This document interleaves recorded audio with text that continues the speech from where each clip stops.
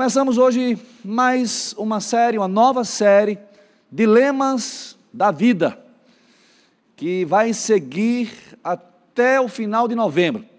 Serão 14 mensagens em que trataremos sobre os diversos dilemas. Quando nós falamos sobre dilema, nos vem a ideia, talvez, da dúvida, de escolhas que temos diante de nós, da encruzilhada. Na acepção da palavra, nós entendemos os dilemas como possibilidades que nos são postas e que são contraditórias entre si e mutuamente excludentes. Por isso é um dilema. Eu tenho que escolher uma coisa ou outra, e me parece que tanto uma coisa como outra coisa pode ser satisfatório, pode me ser proveitoso.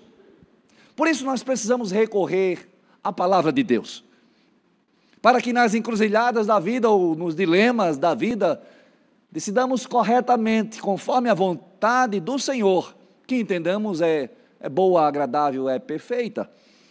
Nesse sentido, nós vamos usar como livro base a segunda carta do apóstolo Paulo aos Coríntios.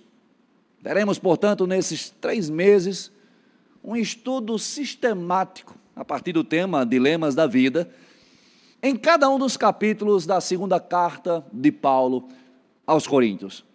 Falando sobre essa carta, é a segunda, vem depois da primeira, por óbvio. Se você já leu o livro de Atos dos Apóstolos, lá você leu sobre a história da expansão da Igreja de Cristo.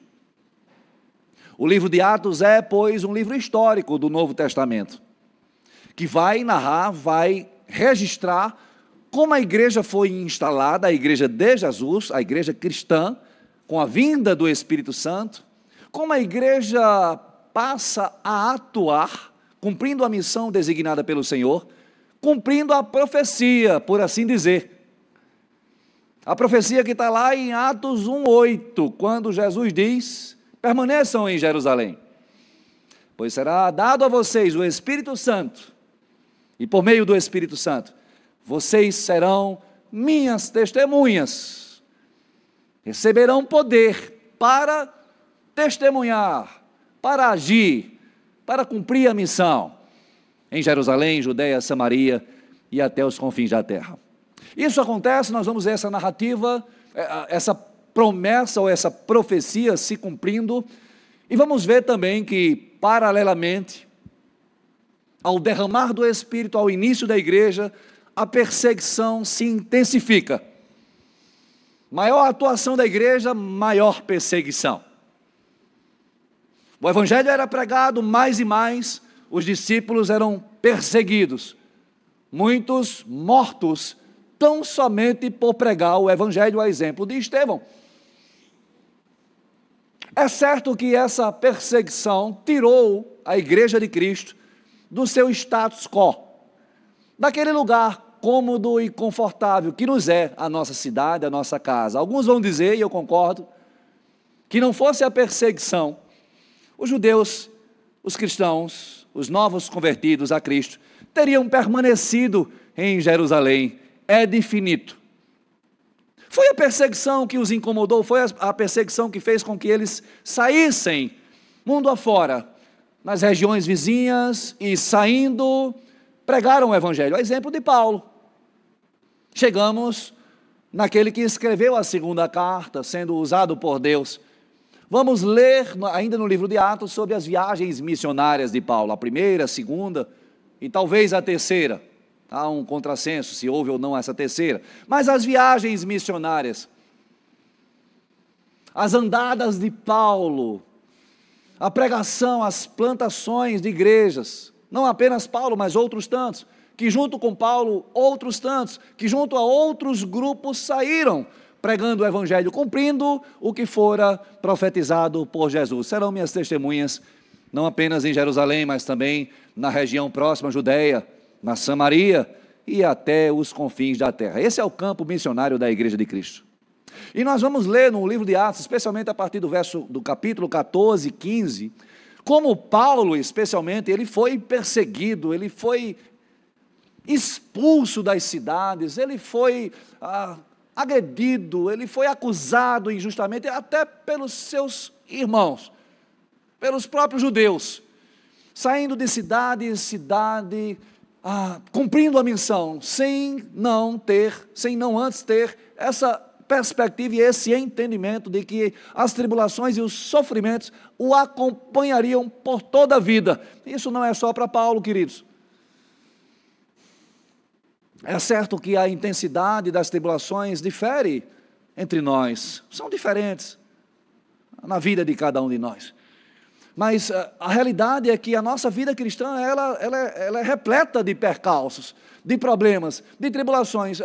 Nós costumamos falar e lembrar a igreja, se a sua vida está tranquila, confortável, avalie o seu cristianismo.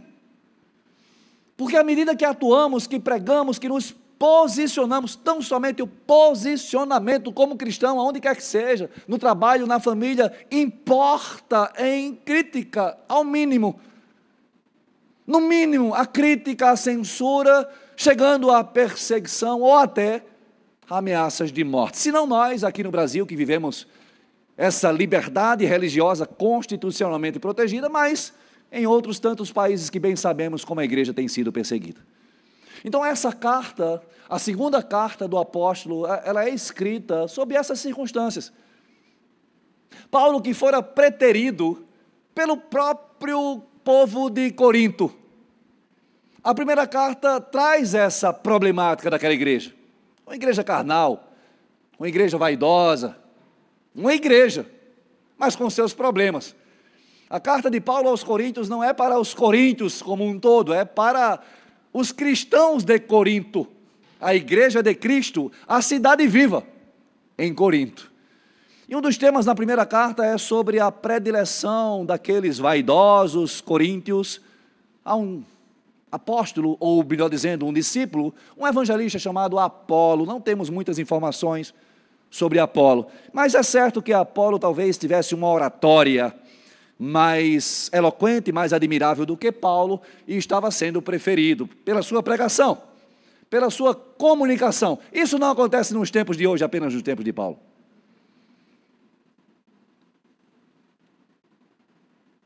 Penso eu, ou não.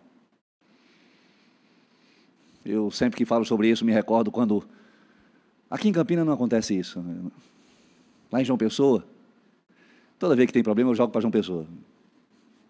Lá em João Pessoa, eu servia na igreja, e por vezes ali no balcão, que a gente chama de bússola, na recepção, e alguém ligava o telefone e ficava lá, depois a gente tirou esse telefone.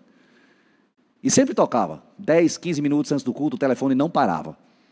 E a pergunta que sempre se repetia, quem vai pregar hoje? E a resposta era o Espírito Santo de Deus. Amém, mas como é o nome desse Espírito Santo? Sabe, queridos, as nossas vaidades, predileções, a nossa humanidade, a nossa carnalidade muitas vezes. Paulo experimentou isso e misericordiosamente escreve a segunda carta para esse mesmo povo. E nessa carta, outro problema em Corinto, a sua autoridade estava sendo questionada.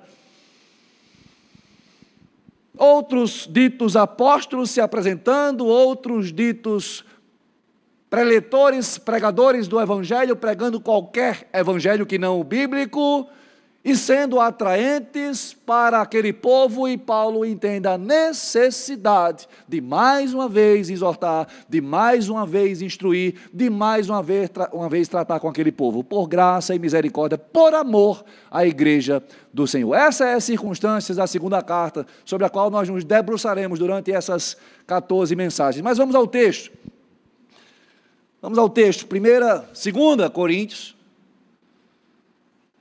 capítulo 1, versículos 1 a 11. 2 Coríntios, capítulo 1,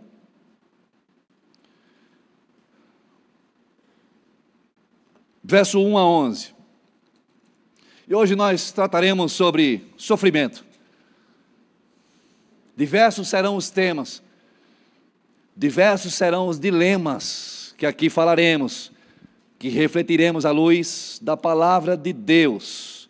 Mas hoje nós vamos falar sobre sofrimento. Sofrimento e consolo, sofrimento e consolação. Mas trataremos outras tantas questões. Na próxima mensagem, por exemplo, vamos falar sobre os planos de Deus versus os planos humanos. Vamos tratar sobre lei e graça, vamos tratar sobre tesouros terrenos, tesouros eternos. Vamos falar sobre luz e trevas, alegria, tristeza, dilemas da vida. Dilemas que todos nós temos em algum momento das nossas vidas. Hoje vamos falar sobre sofrimento, e é como Paulo inicia a sua carta. Esse tema, sofrimento, é o que inaugura esse registro, esse escrito do apóstolo para a igreja de Cristo em Corinto. 2 Coríntios capítulo 1, verso 1. Amém, igreja? Diz assim a palavra do Senhor. Paulo, apóstolo de Cristo Jesus, pela vontade de Deus, e o irmão Timóteo, a igreja de Deus que está em Corinto, com todos os santos de toda a Acaia. A vocês, graça e paz da parte de Deus, nosso Pai, e do Senhor Jesus Cristo. Bendito seja o Deus e Pai de nosso Senhor Jesus Cristo, Pai das misericórdias e Deus de toda consolação, que nos consola em todas as nossas tribulações, para que, com a consolação que recebemos de Deus, possamos consolar os que estão passando por tribulações. Pois assim como os sofrimentos de Cristo transbordam sobre nós, também por meio de Cristo transborda a nossa consolação. Se somos atribulados, é para a consolação e salvação de vocês.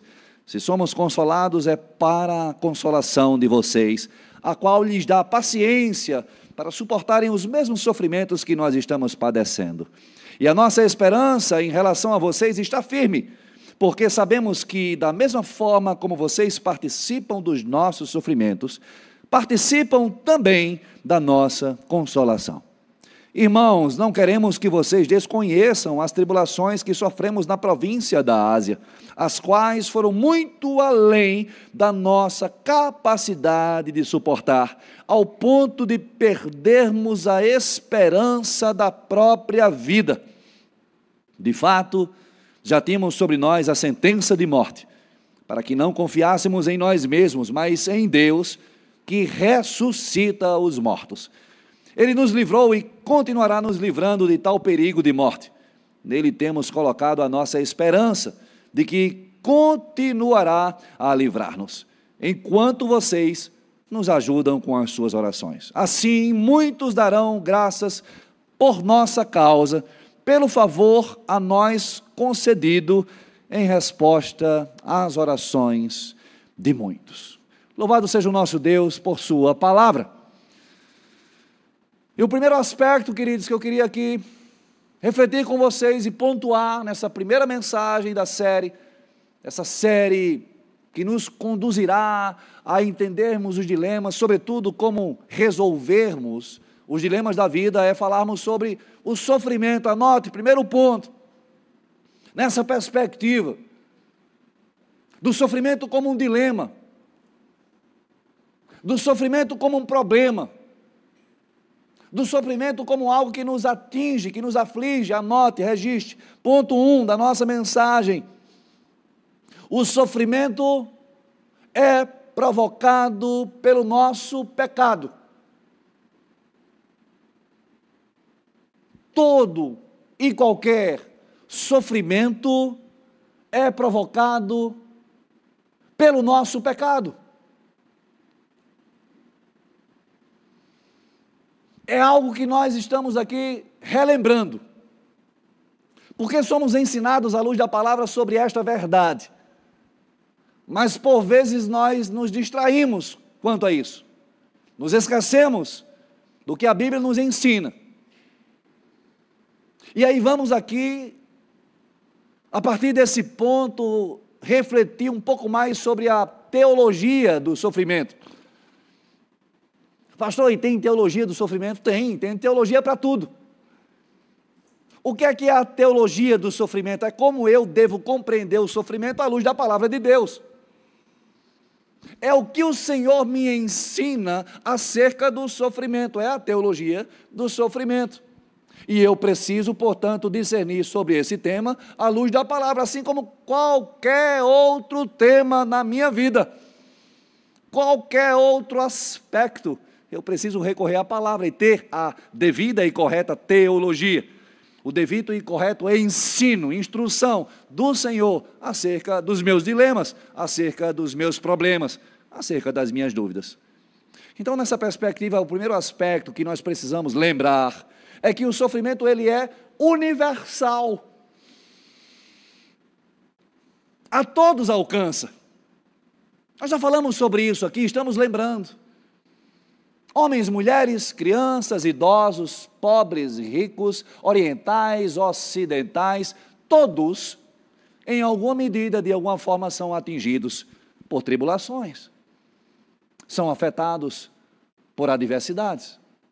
E isso em razão do pecado original. E não podemos desmerecer o que está escrito, o que está registrado no primeiro livro, que vai dizer que o próprio Deus criou o homem e mulher à sua imagem e semelhança, em perfeita harmonia. Homem e mulher viviam na presença de Deus, usufruindo do que nós entendemos pela shalom espiritual, a paz de Deus, uma paz plena. Homem e mulher, tendo tudo à sua disposição. Não comam da árvore do conhecimento do bem e do mal. Essa foi a instrução do Senhor, Gênesis 2,16. Pois no dia em que dela comeres, certamente vocês morrerão. E nos resta sempre uma dúvida: eles não morreram de imediato? Como acontece? Por que o Senhor diz isso? O problema, queridos, é que a nossa perspectiva de vida, a nossa perspectiva quanto às explicações, às razões, às questões que nos permeiam, as questões que nos vêm à mente e o coração, tem a ver apenas com esse mundo que nós vivemos, com aquilo que é visível, com aquilo que é tangível. Mas a pior e maior, mais grave das consequências do pecado não é a morte física, senão a morte espiritual. Todos pecaram, porque todos descendentes do primeiro casal. Todos pecaram e foram afastados, apartados, destituídos da glória de Deus. Essa é a pior consequência do pecado. Essa é a morte ali registrada em Gênesis 2,16. Quando comem, quando desobedecem ao Senhor, uma instrução clara e direta, tendo tudo à sua disposição, homem e mulher morrem, porque são apartados da glória de Deus. Essa é a morte espiritual. Espiritualmente mortos, começam a peregrinar pelo mundo até os nossos dias. Essa é a realidade de quem não foi ainda alcançado pela graça, alcançado por Cristo Jesus, ainda não compreendeu a cruz, o sentido da obra do sacrifício de Cristo na cruz do Calvário. Órfãos, sozinhos, apavorados, muitas vezes amedrontados, presos nas suas escravidões, nas suas prisões, nos seus vícios, nos seus dilemas. O sofrimento, portanto, é algo universal, que a todos atinge. E nós precisamos entender a razão do sofrimento, a causa do sofrimento na perspectiva bíblica, que de fato nós, pelos nossos pecados, nós sofremos. Talvez nós soframos porque somos pecadores. Há certamente sofrimentos que nós não demos causa. Estamos de luto neste domingo pela perda de uma irmã. Uma perda trágica. E não causamos tal acidente. Não provocamos essa situação. E o sofrimento nos afeta. Mas não podemos desconsiderar que o sofrimento, de uma maneira geral, encontra-se em razão no pecado, na desordem provocada pela desobediência do homem, da mulher. O sofrimento, portanto, é universal, a todos atinge, e tem essa razão para que a gente não exteriorize responsabilidades ou culpa pelos nossos próprios pecados, por aquilo que em razão da nossa desobediência também damos causa a sofrimentos que nós provocamos. Decisões erradas, atitudes erradas, nós provocamos, mas precisamos entender a raiz do problema. Precisamos discernir sobre esse aspecto, esse conceito bíblico acerca do sofrimento. Para além disso, ainda no ponto 1, na perspectiva de que todo e qualquer sofrimento é provocado pelo nosso pecado, nós precisamos também entender, além do aspecto universalista do sofrimento, nós precisamos também entender o aspecto pedagógico. Sim, há um aspecto pedagógico em nossas tribulações, em nossas adversidades. É a didática de Deus de nos ensinar. É a didática de Deus, não que Ele seja sádico, masoquista, não é Ele que provoca o sofrimento. Repito, é o nosso pecado que dá causa ao sofrimento. Todos pecaram, diz a palavra, Romanos 3:23. Para além desse aspecto, nós precisamos discernir sobre como Deus usa as adversidades, como em meio aos sofrimentos nos percebemos frágeis, nos percebemos impotentes. Esse é o aspecto pedagógico ou didático da teologia do sofrimento. Você há de convir comigo, quando tudo está bem, nos achamos fortes, firmes, estamos alegres, felizes, somos generosos, fazemos coisas, planejamos sonhos.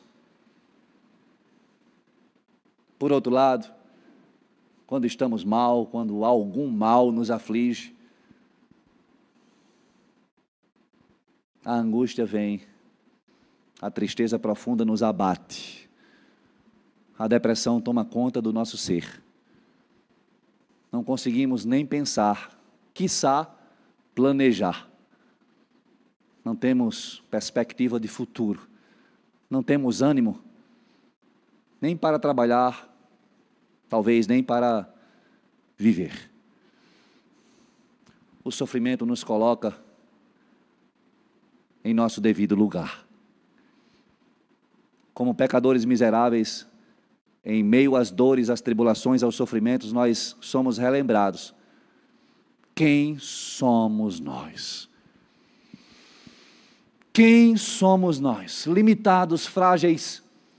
Nesse mesmo livro, Paulo vai nos chamar de vasos de barro, e nós vamos tratar detidamente nesse texto também. Mas esse é o aspecto pedagógico do sofrimento que revela a nossa realidade. E não apenas uma realidade circunstancial ou momentânea, a nossa realidade enquanto seres humanos, falíveis, passíveis, vulneráveis a toda sorte de iniquidade, tribulações, adversidades que o mundo assim impõe sobre as nossas vidas. Precisamos, portanto, lembrar que todo e qualquer sofrimento encontra razão no nosso pecado. Há uma razão, há um sentido, há uma didática, há uma experiência com o Senhor, quando assim entendemos e aprendemos no Senhor e do Senhor a permanecer, a insistir, a estarmos e buscarmos a presença do Senhor. Jesus falou para nós sobre sofrimento. Um dos temas mais presentes no Novo Testamento. No seu discurso de despedida, registrado por João em seu Evangelho, Jesus diz: nesse mundo vocês vão sofrer. Por que nós somos tão seduzidos e nos deixamos enganar pelo atraente jargão gospel? Pare de sofrer. Uma mentira que se contrapõe ao que a palavra nos diz, ao que o Senhor nos diz.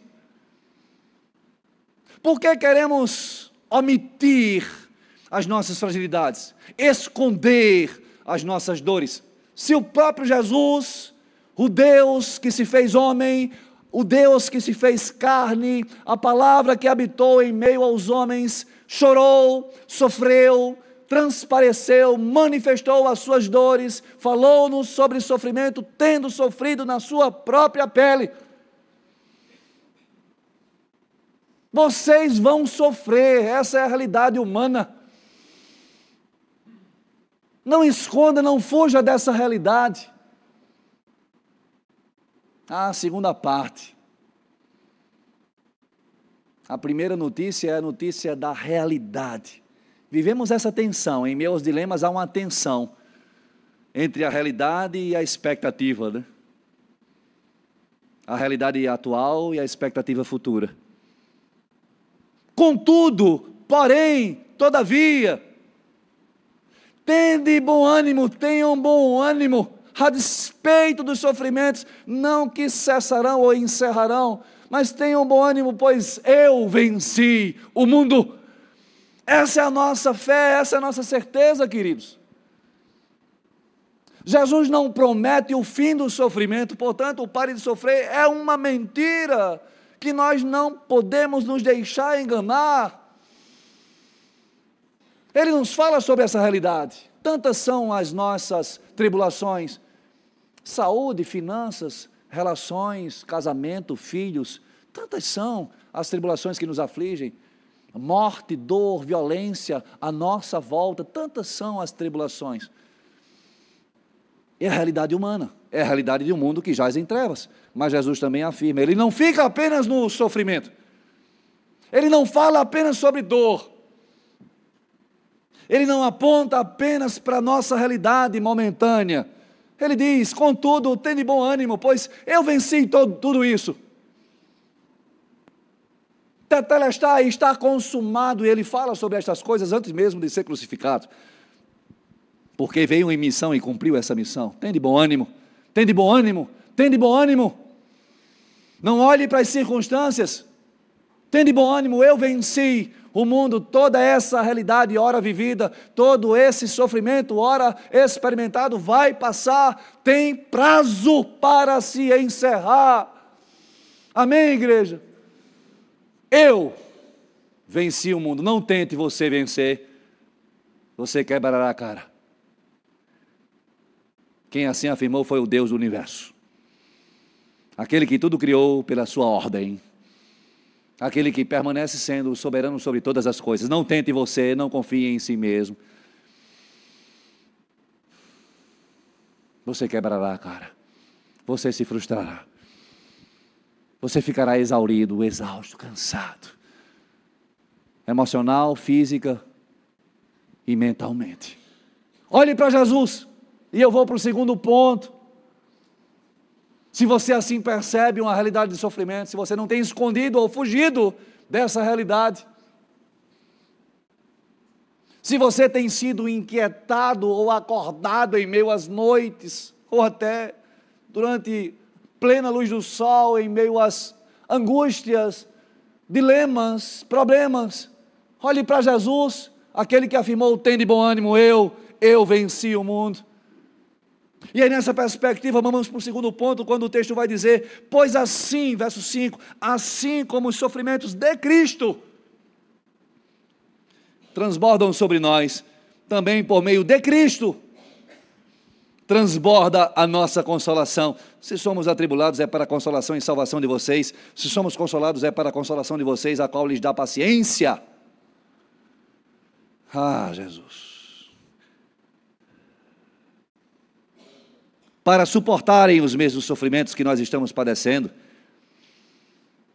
Segundo ponto, anote, se o sofrimento entendemos nós, encontra razão, origem em nossos pecados, e entendemos a nossa fragilidade, entendemos a teologia do sofrimento aqui que nos fala sobre o universalismo do sofrimento que alcança a todos, desse aspecto pedagógico que nos ensina sobre os sofrimentos, muitas vezes causados e provocados por nós, mas que nos ensina também sobre a nossa condição de fragilidade e impotência. Sendo assim, anote, encontramos consolo e renovo na dependência do Senhor.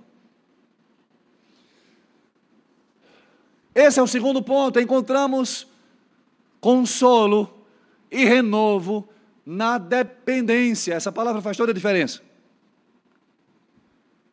Na dependência do Senhor, porque somos impotentes, recorremos àquele que é onipotente.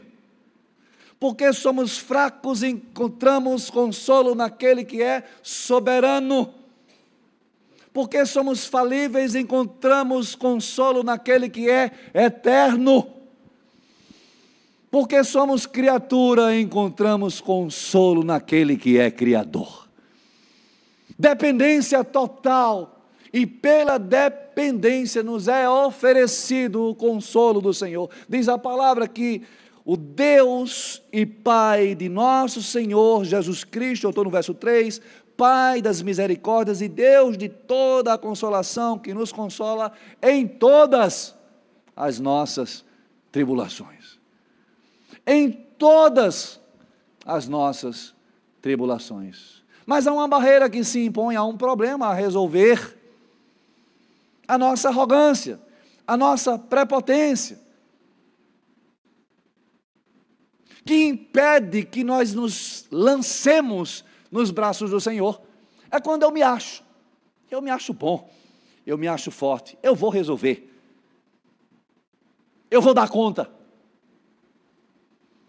deixe comigo, e eu não peço ajuda. A prepotência que é prima irmã do orgulho. Eu não exponho as minhas fraquezas, porque o que vão pensar de mim? O que vão falar de mim? Eu sou pai, eu sou pastor, eu sou chefe, eu sou o dono da empresa, eu tenho uma reputação a zelar. Essas mentiras que Satanás prega a nós, todo o tempo. Quem é tão forte que não fraqueje? Aquele que está de pé, que cuide para que não caia. Quem pode permanecer firme em todo o tempo? Essa é a nossa realidade, queridos, e é o reconhecimento da nossa realidade que falamos no primeiro ponto, que nos leva a essa dependência de recorrermos a um Deus que é soberano, Ele sim, onipotente, Ele sim, o nosso sustentador. Precisamos de fato nos comportar como ovelhas. Vez por outra a gente fala sobre essa relação, né? Ovelha, pastor, são 15 para as 8 já. Meu relógio está certo. Misericórdia. Hoje a gente vai até 10. O pessoal já fica orando para que não seja verdade, né? Onde é que eu estava? Nos 15 para as 8, aí que eu olho 15 minutos, tem ceia. Encerrar, né?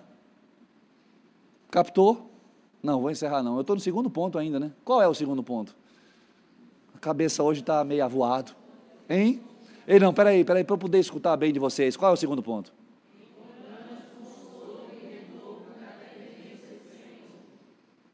Dependência. Enquanto houver arrogância, não há dependência, não haverá consolo. Enquanto nos acharmos,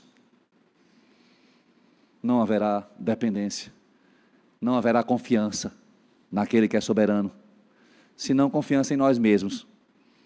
Permanecemos no engano, na ilusão de que vamos dar conta.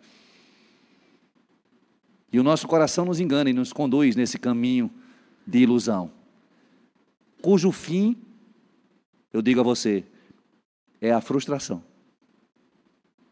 O caminho de ilusão tem o seu ponto final numa frustração tremenda. É a dependência que nos lança nos braços do Senhor, é a dependência que nos faz experimentar o consolo do Senhor, é reconhecer que nada somos. Disse o Senhor, sem mim nada vocês poderão fazer. Por que ainda permanecemos com essa arrogância? Por que ainda nos achamos alguma coisa? Por que insistimos em preservar uma imagem que não condiz com a nossa realidade, que só o Senhor conhece? De dores, de problemas, de dilemas, de um choro incontido, talvez sem lágrimas, mas que Deus conhece. Quem somos nós a quem estamos querendo enganar? Encontramos consolo e renovo na dependência do Senhor. E eu vou para o terceiro ponto já. Qual é o primeiro?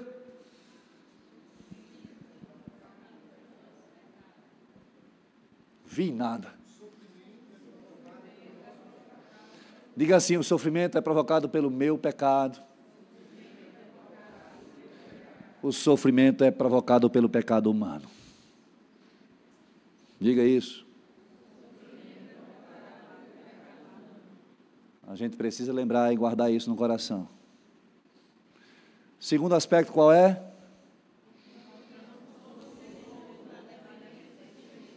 Você precisa de consolo, sim ou não? Permaneça em dependência. A dependência nos faz confiantes no Senhor. Se não há dependência, não há confiança. Se não há confiança, não há dependência.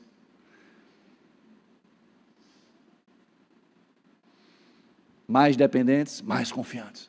Não em nós mesmos, mas naquele que é soberano. Aquele que é Deus sobre todas as coisas.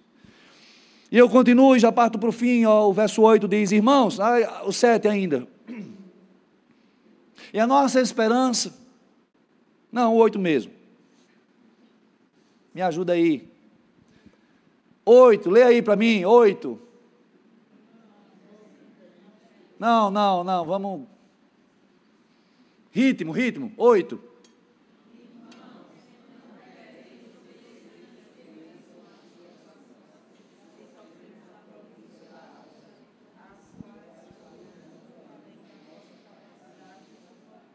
Oh Deus, tu sabes todas as coisas, né?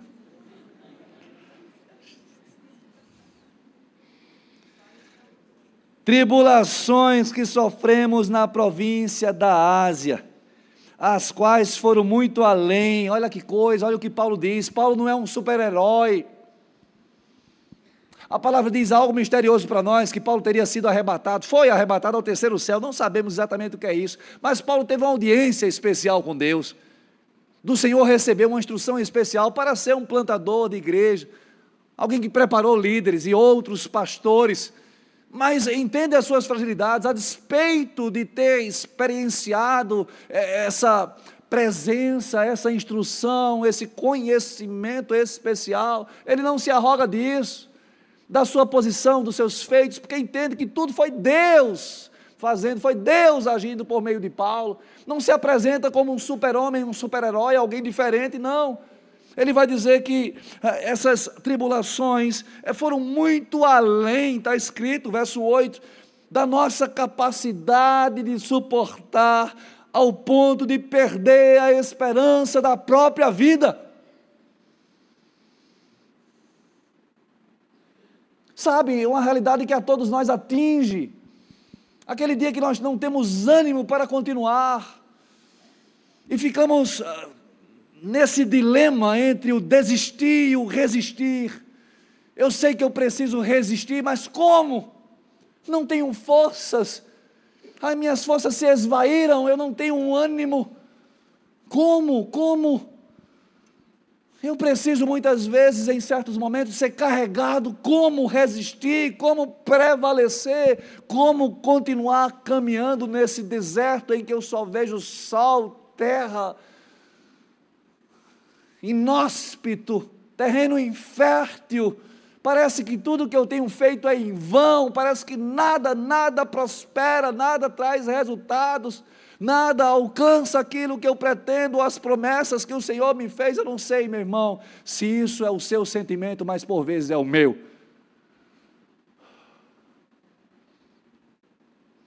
Tribulações que foram muito além da nossa capacidade de suportar ao ponto de perdermos a esperança da própria vida.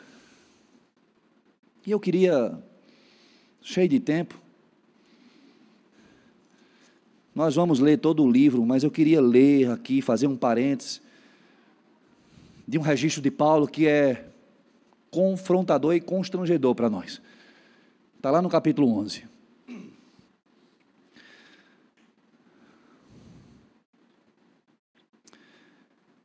A partir do verso 21, segunda parte do versículo. Naquilo em que todos os outros se atrevem a gloriar-se, falo como um insensato. Eu também me atrevo. São eles hebreus? Eu também. São israelitas? Eu também. São descendentes de Abraão? Eu também. São eles servos de Cristo? Estou fora de mim para falar desta forma. Eu ainda mais, trabalhei muito mais, fui encarcerado mais vezes, fui açoitado severamente e exposto à morte repetidas vezes. 5 vezes recebi dos judeus 39 açoites. 3 vezes fui golpeado com varas, 1 vez apedrejado. 3 vezes sofri naufrágio, passei uma noite e um dia exposto à fúria do mar. Estive continuamente viajando de uma parte a outra, enfrentei perigos nos rios, perigos de assaltantes, perigos dos meus compatriotas, perigos dos gentios, perigos na cidade, perigos no deserto, perigos no mar e perigos dos falsos irmãos. Trabalhei arduamente, muitas vezes fiquei sem dormir, passei fome e sede, e muitas vezes fiquei em jejum, suportei frio e nudez. Além disso, enfrento diariamente uma pressão interior, a saber, a minha preocupação com todas as igrejas. Quem está fraco? Que eu não me sinta fraco. Quem não se escandaliza que eu não me queime por dentro? Se devo orgulhar-me, que seja nas coisas que mostram a minha fraqueza.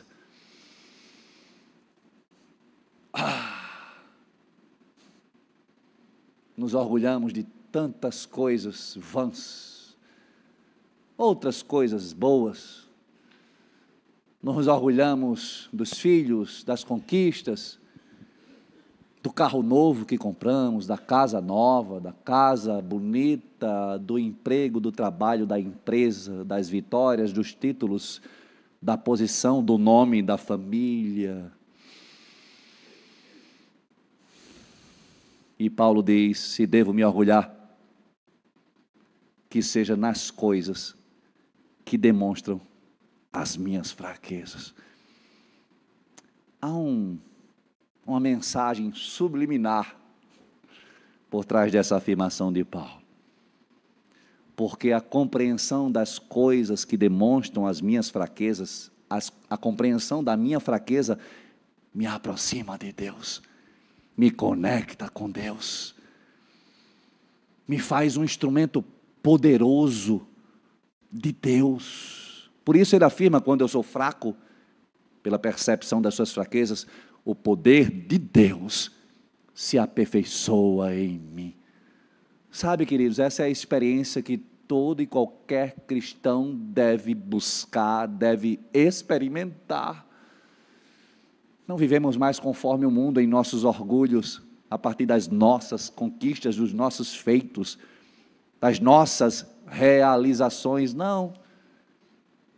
Se devemos nos orgulhar, se devemos nos alegrar, é por aquilo que expõe quem nós somos, porque isso mesmo nos conecta a Deus. Há uma frase célebre de um filósofo célebre, a partir de uma visão humanista, que diz: o que não me mata, me fortalece. Mentira. Frederico, ou Friedrich Nietzsche. Que mentira. É a realidade que eu experimento enquanto pecador, é a minha realidade humana no Senhor, apresentada ao Senhor e submetida ao Senhor, que me fortalece, porque é o poder de Deus que se manifesta em minhas fraquezas, é o poder de Deus quando assim eu me coloco em total dependência, entendendo que dependo do Senhor, que preciso do Senhor, que sou sustentado pelo Senhor, que o que tenho vem do Senhor, que até nos desertos da vida, o Senhor me sustenta, o Senhor me conduz. Assim e só assim experimentarei o sobrenatural de Deus. Meu irmão, deserto não é lugar de se estabelecer. Por mais bela que seja a sua tenda, por mais abastada que esteja a sua vivenda, deserto é lugar de passagem. Assim foi a didática do Senhor com um povo que sofreu, mas tinha adiante a terra prometida. Essa é a nossa realidade, ainda não estamos em nosso destino final. A terra prometida está logo à frente. A promessa há de se cumprir, a grande promessa de estarmos com o Senhor, de vivermos com o Senhor eternamente. Não mais pertencemos a este mundo, precisamos nos desvincular de toda sorte de iniquidade, maldade, mentiras, seduções desse mundo, para assim experimentarmos verdadeiro consolo e renovo do Senhor. E digo mais, para todos nós, há uma sentença de morte. Não só para Paulo. E é o que ele vai dizer, a banda pode vir, senão eu não termino.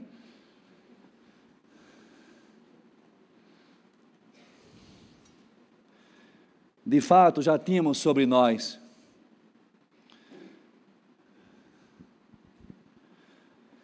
a sentença de morte. Ei, meu amado, minha amada, essa sentença de morte é uma realidade para todos nós. Para Ana Paula foi no dia 24 de agosto de 2024. Eu não sei qual é o dia em que essa sentença se cumprirá na minha e na sua vida, mas há uma sentença de morte sobre nós. Amém, igreja? Isso lhe aflige? Isso lhe apavora?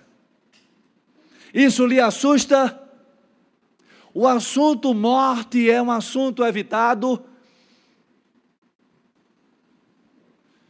Alguém já disse, eu não creio, que pesquisas apontam que dos maiores medos que as pessoas têm, um deles é a morte. Alguém disse que o medo de falar em público se sobrepõe ao medo da morte. É certo que todos tememos a tal da morte. A certeza da sentença de morte que nos virá, que já está estabelecida. É a certeza que temos. Claro que não pensamos nisso cotidianamente e constantemente, porque isso nos faria talvez loucos, nos tornaria paranoicos, mas precisamos entender, discernir, conversar, debater, refletir sobre este assunto com serenidade, à luz da palavra, porque isso é um dilema. Resistir, desistir, vida, morte, isso também é um dilema para nós. Na carta anterior, escrevendo aos Coríntios, o apóstolo Paulo vai dizer que o último inimigo a ser vencido é a morte. De todos os dilemas da vida, dos piores medos, dos mais assombrosos pesadelos, é a morte. E Paulo fala sobre essa sentença sem não também falar e reafirmar para nós que somos igreja do Senhor, de fato já tínhamos sobre nós a sentença de morte, para que não confiássemos em nós mesmos, mas em Deus que ressuscita os mortos. Essa é a nossa fé, queridos. E o terceiro e último ponto eu já falei. Diga aí qual é. O que é que você acha? O que é que você poderia colocar como terceiro ponto? Uma pregação diferente aqui, né? Eu vou fazer na próxima assim. Diga aí o primeiro ponto, qual é? Não termina nunca a pregação, né? Anote. Precisamos decidir ter esperança no Senhor.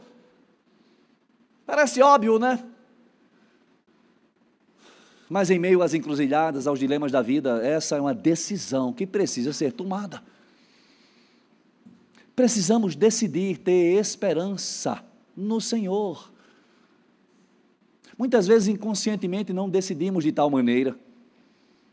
Quando a angústia toma conta do nosso coração, quando permanecemos em profunda tristeza, quando murmuramos, quando fugimos da realidade, não decidimos pela esperança em Cristo Jesus. Falando sobre ressurreição, 1 Coríntios capítulo 15, esse foi o texto que eu refleti no culto fúnebre. Paulo vai discorrer sobre esse tema, porque havia grande dificuldade por parte dos coríntios, influenciados pela cultura grega, em crerem na ressurreição dos mortos. Ele vai falar sobre isso. Ora, se Cristo não ressuscitou, nós estamos em pecado e continuamos em pecado. Vai a nossa pregação. Se a nossa esperança estiver tão somente neste mundo, nas coisas desse mundo, verso 19 do capítulo 15 da primeira carta aos Coríntios, nós somos de todos os homens, e ele está falando nós, a igreja do Senhor, que temos acesso a essa palavra, que somos instruídos no Evangelho, nós, igreja do Senhor, de toda a humanidade, somos os mais dignos de misericórdia, porque já fomos ensinados sobre a eternidade, porque já nos foi apresentado o reino de Deus, já fomos contemplados pela graça das boas notícias, do Evangelho de Cristo Jesus. E se ainda permanecemos envoltos com as coisas desse mundo, afetados por toda sorte de dor, crueldade e violência deste mundo, nós somos e continuaremos sendo os piores miseráveis, mesmo tendo acesso à eterna palavra de Deus. Mas ele afirma a seguir: mas Cristo ressuscitou. Essa é a nossa fé, por isso reafirmamos, terceiro ponto, mais uma vez, precisamos decidir ter esperança no Senhor. Dilemas implicam, exigem de nós decisões. Essas decisões são cotidianas, queridos, e precisam ser serenas e conscientes, precisam ser conduzidas pela palavra, precisam ser pautadas pela vontade do Deus que é soberano. Amém, queridos? Parafraseando Billy Graham, evangelista célebre, que assim disse: eu li toda a Bíblia e posso vos garantir, tudo terminará bem. Feche os seus olhos. Obrigado, Senhor, pela tua palavra, obrigado por nos lembrar sobre a nossa condição, sobre a nossa realidade, como pecadores que somos.